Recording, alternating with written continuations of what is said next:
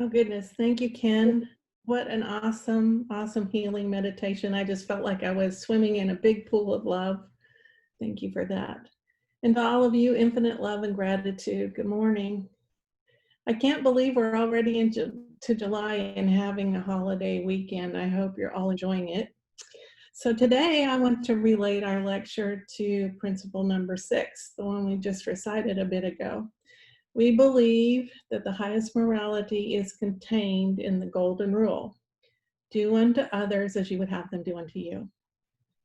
Kind of like in modern terms, you get what you put out, right? It's kind of a law of reciprocity. If you put out bad stuff, you're probably going to get bad stuff back to you. We really wish that this world could be a wonderful, peaceful place where everyone treated everyone around them with infinite love and gratitude. Then peace would reign. But we know that not everybody's able to do that. They're not able to do the golden rule, and that not everyone who is kind, gracious, and loving always gets loving responses in return. And we really know that some people out there don't even care at all about the golden rule.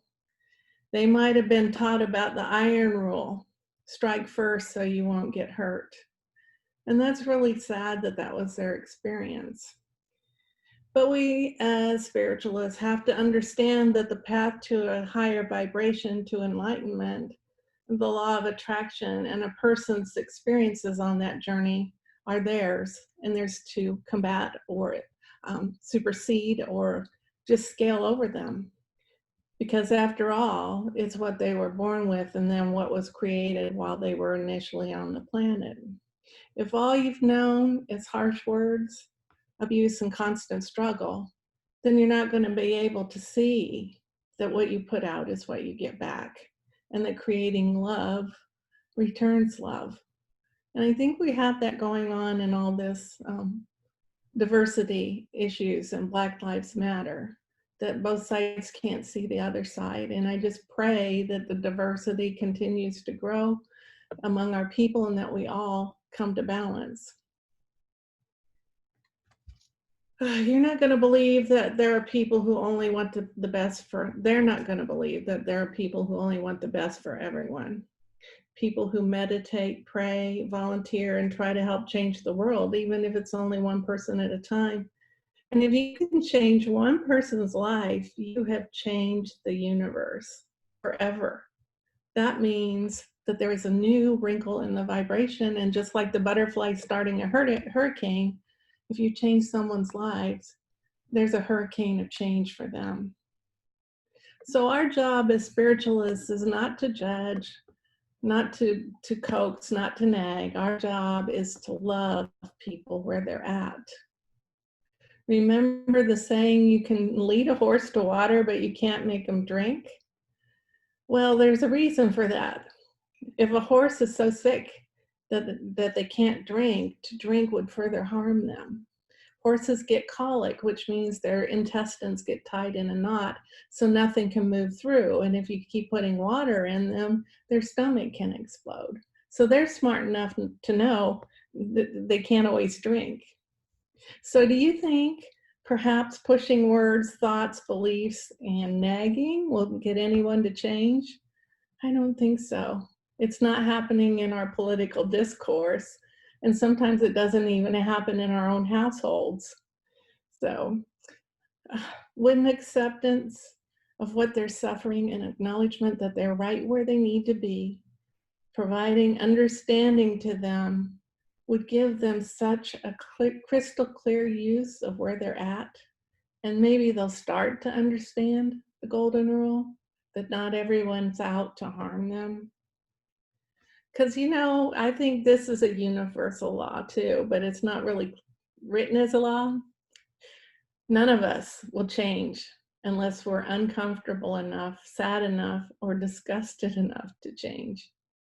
Humans are so change averse that we will go miles and miles out of our way, continue in destructive patterns, or even blame everyone except ourselves for the conditions and problems around us. All the great masters throughout all time have all instructed us to go within, be silent and wait for an answer. But that waiting, we're so impatient. Not only do we not want to change, we want an instant solution. So looking inside for what's going on and why it's going on is not easy. So the question comes down to this. Do you practice the golden rule with yourself? What's your self-talk? Do you berate yourself over and over, call yourself stupid, worry over every small thing you do or are going to do? Are you your own worst critic?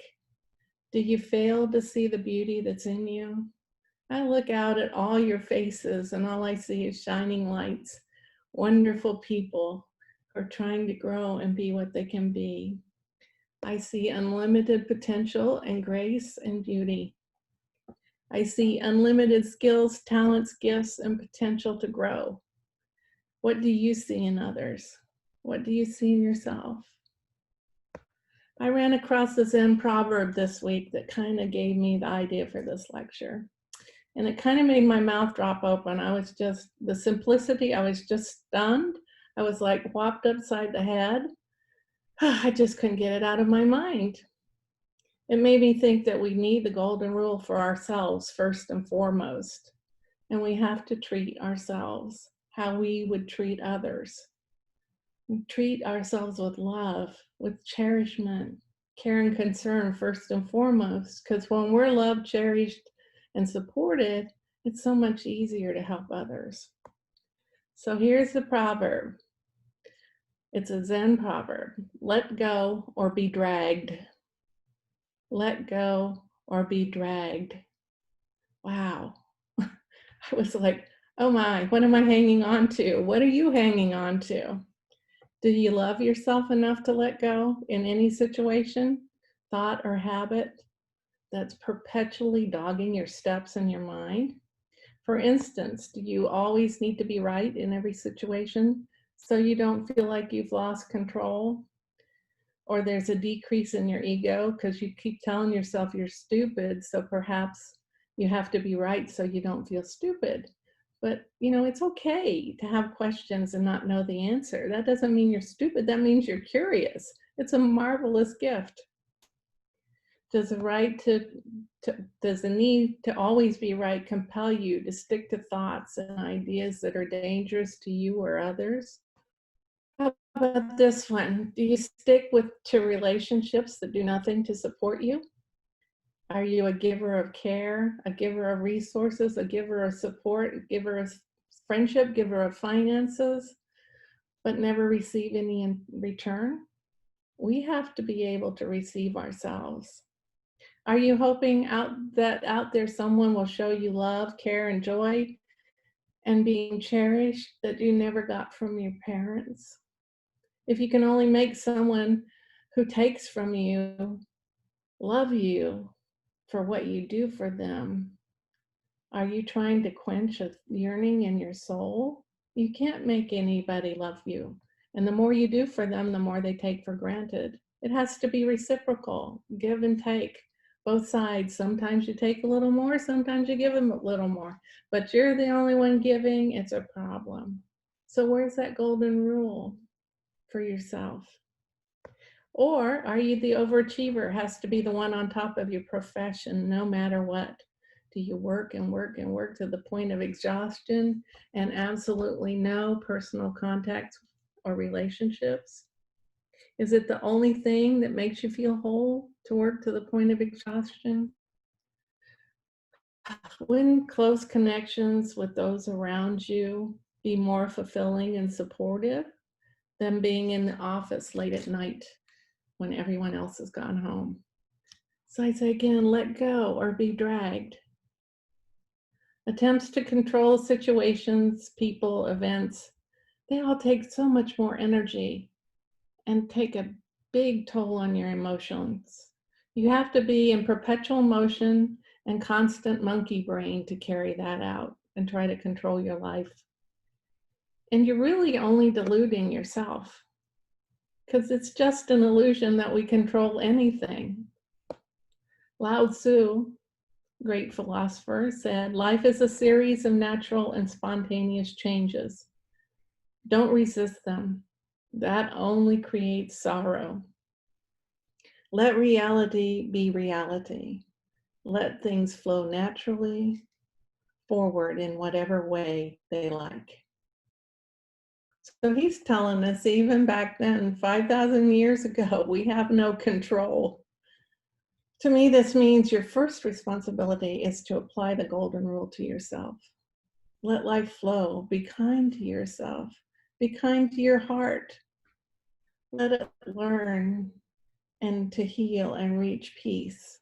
Be kind to your soul and let it reach for the spirituality it longs for. Because life is like the river and the rock.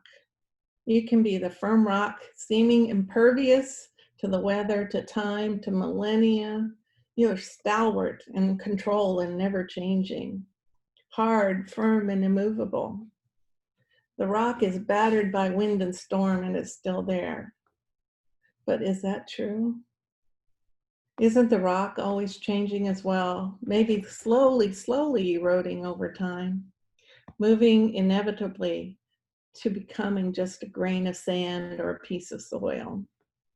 The river, on the other hand, always wins. Why?